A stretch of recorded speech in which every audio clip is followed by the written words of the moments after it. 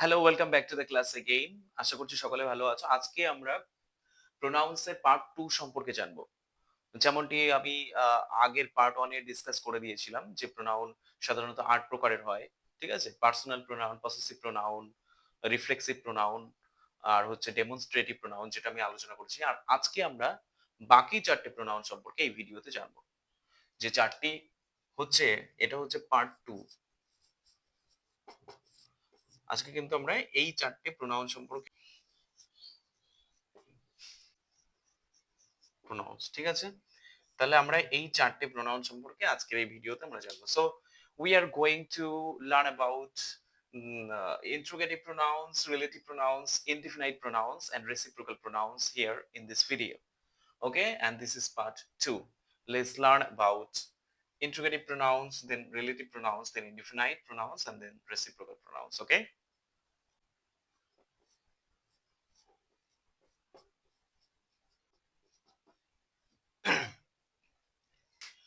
তো দেখতে পাচ্ছ যেমনটি আমি লিখেছি ইন্ট্রোগেটিভ প্রোনাউন্স। হ্যাঁ, ইন্ট্রোগেটিভ প্রোনাউন্স কি করি আমরা generally use to ask questions. সাধারণত এই প্রোনাউন্স গুলোকে ইউজ করে প্রশ্ন জিজ্ঞাসা করা হয়ে থাকে। যেমন হু, হুম, হুইচ, হোয়াট, হুজ। হু মানে হচ্ছে কে। যেমন ওখানে কে, হু ইজ দেয়ার। হুম মানে হচ্ছে কাকে বা কাদেরকে।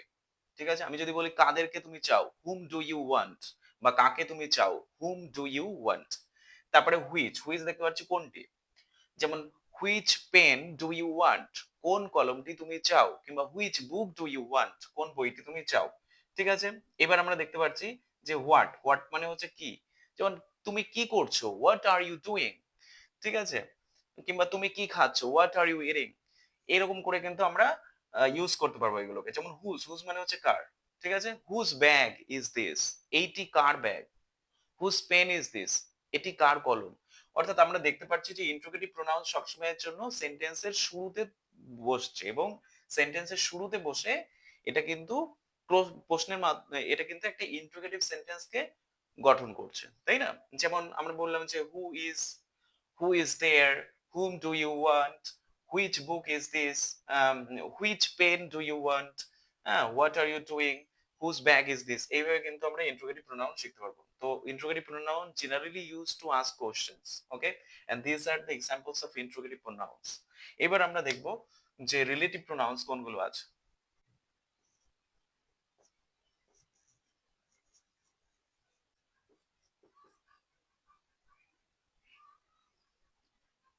তো যেমনটি দেখতে পাচ্ছ আমি এখানে রিলেটিভ প্রোনাউন্স লিখেছি। Relative pronouns actually this pronounce usually connect a phrase or clause to a noun or pronoun। ঠিক আছে? তাহলে এই প্রোনাউন্স গুলো সাধারণত একটা ফ্রেজ বা ক্লজকে একটা নাউন বা প্রোনাউনের সঙ্গে যুক্ত করতে সাহায্য করে। এখন এই ক্ষেত্রে আমরা দেখতে পাচ্ছি একটু আগে যেমন আমরা ইন্ট্রোগেটিভ প্রোনাউন দেখেছিলাম, ওখানেও কিন্তু হু, হুম, হুজ, হুইচ, হোয়াট এগুলো ছিল। কিন্তু যেগুলোকে ব্যবহার করে আমরা একটা ইন্ট্রোগেটিভ সেন্টেন্স তৈরি করছিলাম এবং সেগুলো সেন্টেন্সের ১ম এ বসছিল। কিন্তু এইগুলো কিন্তু সেন্টেন্সের ১ম এ বসবে না। এগুলো মাঝখানে বসে একটা সম্পর্ক বা রিলেশন দেখাবে। সেইজন্য রিলেটিভ প্রোনাউন এটা। ঠিক আছে?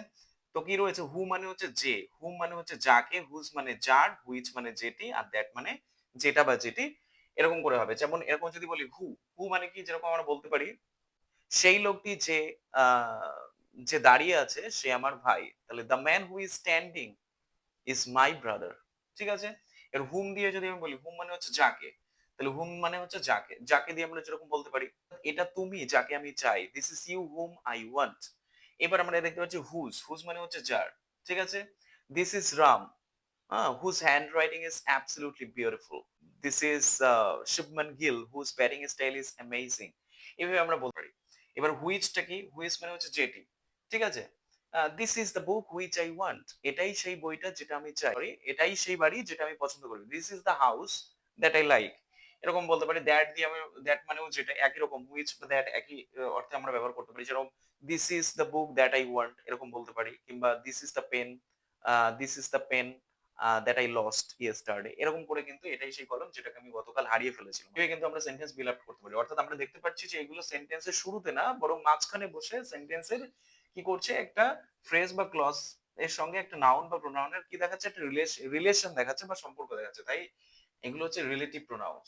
ঠিক আছে? তাহলে হু, whom, whose, which, that এগুলো কিন্তু সেন্টেন্সের স্টার্টিং এ বসছে না, বরং মাঝখানে বসে সেন্টেন্সের নাউন বা প্রোনাউন আর হচ্ছে ফ্রেজ ক্লজ এর মধ্যে কি দেখাচ্ছে, রিলেশন বা সম্পর্ক দেখাচ্ছে। এরকম করে কিন্তু আমরা রিলেটিভ প্রোনাউন্স ইউজ করে কিন্তু খুব সুন্দরভাবে কিন্তু আমাদের সেন্টেন্স বিল্ড আপ করতে পারি। ঠিক আছে, এবার আমরা দেখবো রিলেটিভ প্রোনাউন্স হয়ে গেল, এবার আমরা দেখবো ইনডিফিনাইট প্রোনাউন্স সম্পর্কে।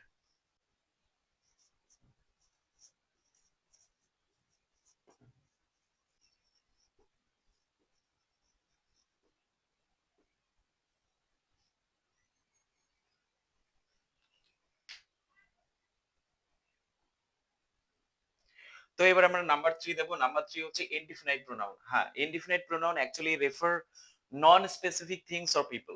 অর্থাৎ অনির্দিষ্ট করে কোনো বস্তু বা ব্যক্তিকে যখন বোঝায় তখন আমরা কিন্তু ইনডিফিনিট প্রোনাউন ইউজ করে থাকি। ইনডিফিনিট মানেই হচ্ছে অনির্দিষ্ট করে। ঠিক আছে? তাহলে এখানে আমরা দেখতে পাচ্ছি সামন, এখানে anyone, anybody, nobody, wall, everybody, everyone, anything, everything, nothing, few, some. These are the examples of indefinite pronouns. Now we're gonna take some examples to make this clear to you. Okay. So first on someone, যেমন কেউ একজন আমার দরজায় কড়া নেড়েছিল, তাহলে someone knocked at my door. এবার anyone দিয়ে যদি আমি বলি anyone, যে কেউ এটা করতে পারে, anyone can do it. এইবার আমরা দেখবো anybody, এটাও আমরা বলতে পারি যে যে কেউ এটা কিন্তু করতে পারে, তাহলে কি anybody can do it. এবার nobody, কেউই এটা করতে পারে না, nobody can do it. all, হুম, এবার আমি যদি all মানে হচ্ছে সকলে, সবাইকে বোঝাচ্ছে। আমি যদি বলতাম এখানে সকলকে অনুমতি দেওয়া হয়েছে, তাহলে all is allowed here।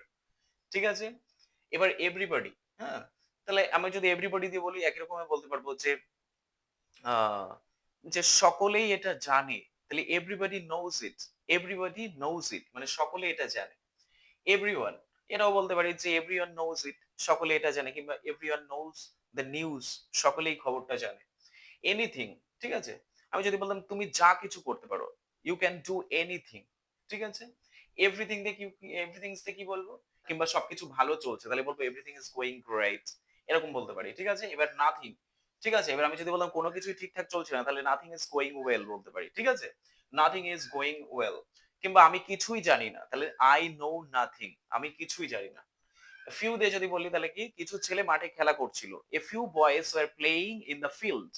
হ্যাঁ, এবার সাম মানে দিয়ে যদি বলি, সাম মানে হচ্ছে অল্প সংখ্যক। যেমন আমি যদি বলতাম আমার কিছু বই দরকার, তাহলে আই নিড সাম বুকস। ঠিক আছে, তো এইভাবে কিন্তু আমরা non specific things are people বোঝানোর জন্য কিন্তু আমরা ইনডিফিনাইট প্রোনাউন্সটা ইউজ করতে পারি। ঠিক আছে, now we are moving into the next one which is number 4 and the last one, and that is reciprocal pronouns. Yes, reciprocal pronouns.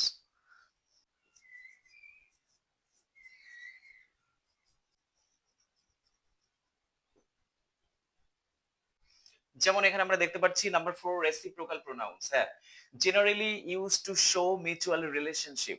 হ্যাঁ, এটা পারস্পরিক সম্পর্ক বোঝানোর জন্য কিন্তু আমরা রেসিপ্রোকাল প্রোনাউন্সটা ইউজ করে থাকি। যেমন দেখতে পাচ্ছ ওয়ান অ্যানাদার, ইচ আদার। হ্যাঁ, আমি যদি বলতাম যে তারা একজন অপরজনকে সাহায্য করে, তাহলে দে হেল্প অন অ্যানাদার।